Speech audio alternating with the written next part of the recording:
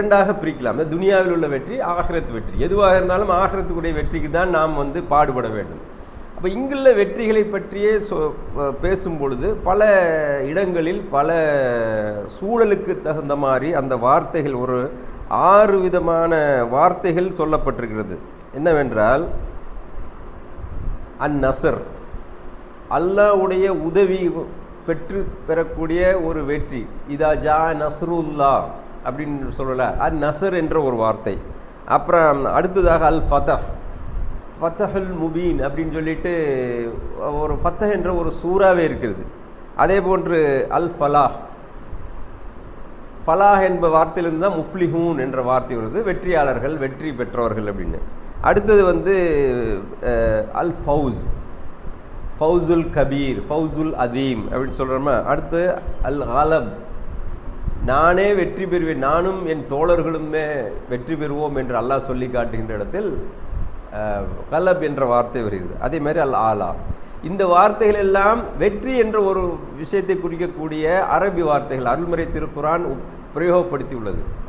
ஆனால் மறுமை வெற்றியை பற்றி சொல்லும்போது அதை 3 வகையாக பிரித்து வைத்திருக்கிறார்கள். 3 வகையாக நமக்கு சொல்லி காட்டுகிறது. என்னவென்றால், அந்த முதலாவதாக, அதாவது ஃபவுசுல் அதீம், மகத்தான வெற்றி. அல் ஃபவுசுல் அதீம், அதாவது அதற்கு அல்லாஹ்வுடைய சுவனத்திற்கு சென்று விடுகிறார்கள். அங்கு அல்லாஹ்வுடைய திருப்தியை பெற்றவர்களாக இருக்கிறார்கள். சூரா ஃபஜ்ரில் சொல்லி காட்டுற, இர்ஜிஇ இலா ரப்பிக்கு ராதியத்தம் மர்தியா, நீங்களும் அல்லாஹ்விடம் திருப்தி அடைந்தவர்களாகவும் அல்லாஹ் உங்களிடம் திருப்தி அடைந்தவர்களாகவும் நுழையுங்கள் அப்படின்னு சொல்லி ஒரு ஆன்மாவிடம் சொல்லப்படுது. அதை பற்றி பேசும் பொழுதெல்லாம் ஃபவுசுல் அதீம், அது ஒரு மகத்தான வெற்றி என்று அல்லாஹ் சுப்ஹானஹு வ தஆலா சொல்லி காட்டுகிறான்.